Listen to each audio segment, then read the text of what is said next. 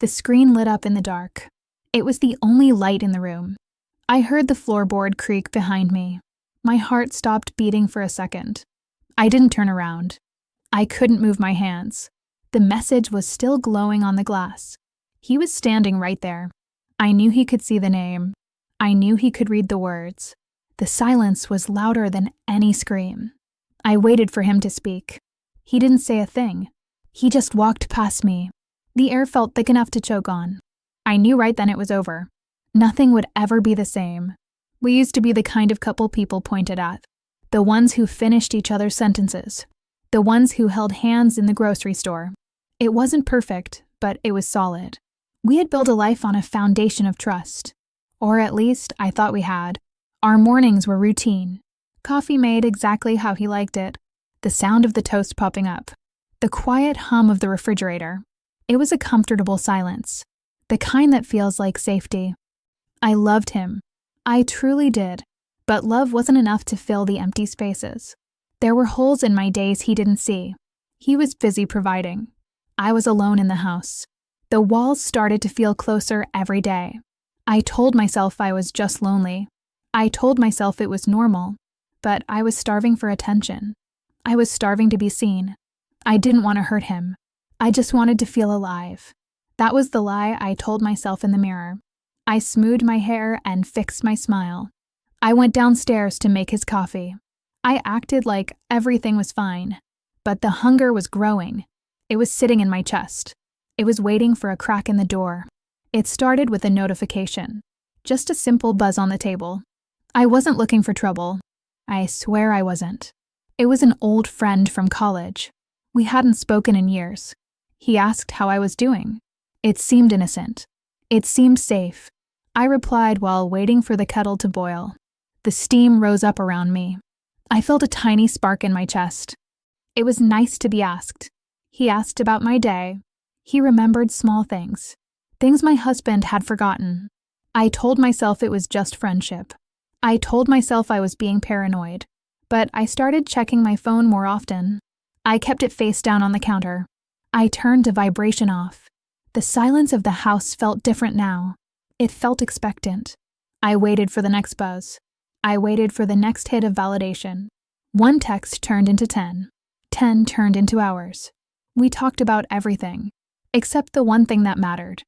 I didn't tell him I was happy. I didn't tell him I was satisfied. I let him think I was struggling. It was easier that way. It made the connection feel deeper. I started hiding the screen when my husband walked in. It was a reflex. A small, guilty twitch. My husband asked who I was talking to. I said it was just my mom. The words tasted like ash in my mouth. He nodded and kept walking. He trusted me. That trust felt heavy now. It felt like a weight on my shoulders. I was carrying a secret in my pocket. It was burning a hole through my jeans. I knew I should stop. I knew I should delete the number. But I didn't. I kept the phone close. I kept the secret closer. The line was blurred. I was standing right on the edge. I told myself I could step back anytime. I was wrong. The secret started stacking up like dirty dishes. I created a password he didn't know. I changed the settings on my apps. I deleted the history every night before bed. The routine became a ritual. I waited until I heard his shower running. I waited until the water masked the sound of my typing. The bathroom light glowed under the door. I sat on the edge of the bed. My hands were shaking slightly. I felt like a stranger in my own life. I was living two different realities. One was the wife who made dinner. The other was the woman who sought escape. The guilt was a constant hum. It was in the back of my mind like a headache. I started flinching when the phone rang. I started fearing the mailman. I feared every knock at the door. Was someone coming to expose me? Was the truth going to walk in? We went out for dinner one night. The restaurant was loud and bright. My phone buzzed in my purse. It vibrated against my thigh. I felt it like an electric shock. I didn't look at it. I couldn't look at it. My husband was talking about his work. He was talking about our future. He mentioned saving for a house. He mentioned having children. My stomach turned over. How could I build a future on a lie? I smiled and nodded. I took a sip of water. My hand trembled slightly. He didn't notice. Or maybe he did. Maybe he was waiting. The car ride home was quiet. The streetlights flashed across the dashboard. Each flash felt like an interrogation.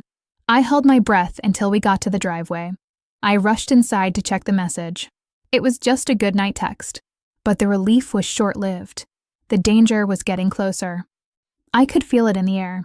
I started sleeping with the phone under my pillow. I woke up sweating in the night.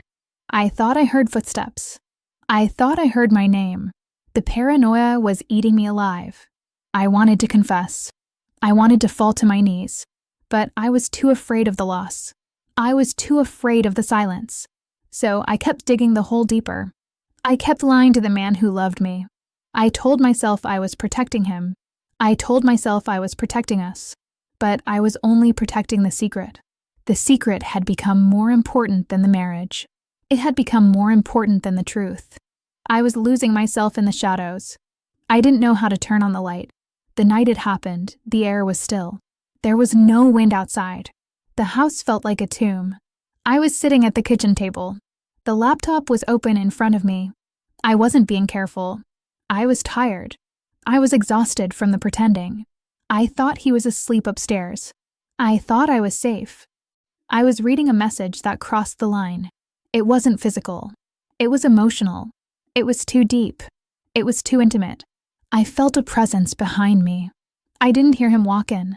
He was standing in the doorway. The hallway light framed his silhouette. He wasn't wearing his shoes. He was just standing there. He looked at the screen. He looked at me. The color drained from his face. I didn't try to hide it. I didn't try to close the lid. There was no point. The game was up. He walked over to the table. His steps were slow, deliberate. He didn't yell. He didn't scream. He just looked at the words on the screen. He read the last line out loud. His voice was flat, dead. He asked me if I loved him. The question hung in the air. It was the only sound in the room. I opened my mouth to speak. Nothing came out. I couldn't lie anymore. The words were stuck in my throat. He turned around slowly. He walked back to the hallway. He didn't look back. He just disappeared into the dark. I sat there alone with the light. The screen was still glowing. It felt like a judgment. I had broken something permanent. I had shattered the glass. There was no glue strong enough to fix it. The silence rushed back in. It was heavier than before. It was final. The next morning was cold. The sun came up like nothing happened. But everything had changed. He didn't come to bed. I found him on the couch. He was staring at the ceiling. I made coffee out of habit. I put the mug on the table. He didn't touch it. The steam rose and vanished. We didn't speak for hours. The silence was a wall between us. I tried to explain. I tried to say it meant nothing. He didn't believe me. How could he?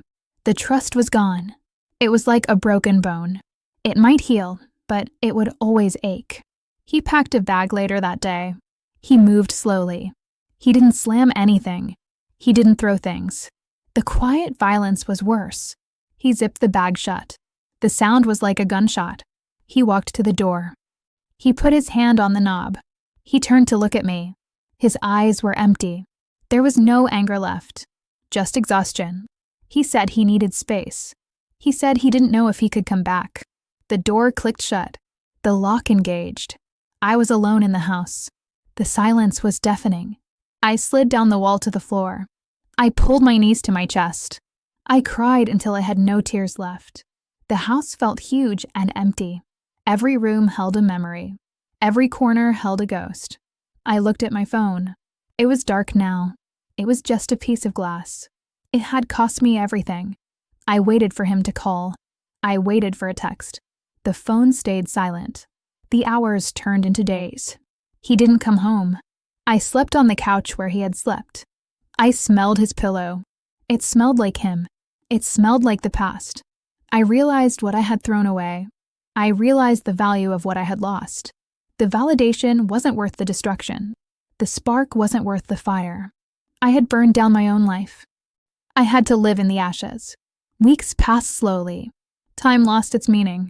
I went to work. I came home. I existed. He stayed at his brother's house. We talked only when necessary. about bills, about the dog, about the mail. We were strangers sharing a roof. The intimacy was dead. The touch was gone. I missed his hand on my back. I missed his voice in the morning. I missed the safety I had taken for granted. I started therapy to understand why. I started looking inward. I realized I was broken before I met him. I tried to fix myself with someone else's attention. It was a mistake. A costly mistake. He came back one evening. He didn't say why. He just walked in. He put his keys in the bowl. The sound was familiar. It hurt. We ate dinner at the same table. We didn't look at each other. The scar was visible. It was on the surface of everything we did. We were together, but we weren't together. The trust was a fragile thing now. It was held together by tape. I knew I had to earn it back. I knew it might take years. I knew it might never come. I had to live with the uncertainty. I had to live with the knowledge. I had to live with the fact that I did this. I destroyed the peace. I invited the chaos in. I was the one who opened the door. I was the one who let the storm in. Now I had to weather it. Alone. Even when he was in the room. I was alone with my choices. I was alone with the regret. It was a heavy coat to wear. It was cold all the time. I still check the phone sometimes. Not for messages, but to remember the cost. I remember the light on the screen. I remember the silence in the hallway. I remember the look in his eyes. It haunts me when I close them. We are trying. We are really trying. But the shadow is still there. It stretches across the floor. It follows us from room to room. I know I can never undo it. I can only move forward. I can only be honest now, even when it hurts.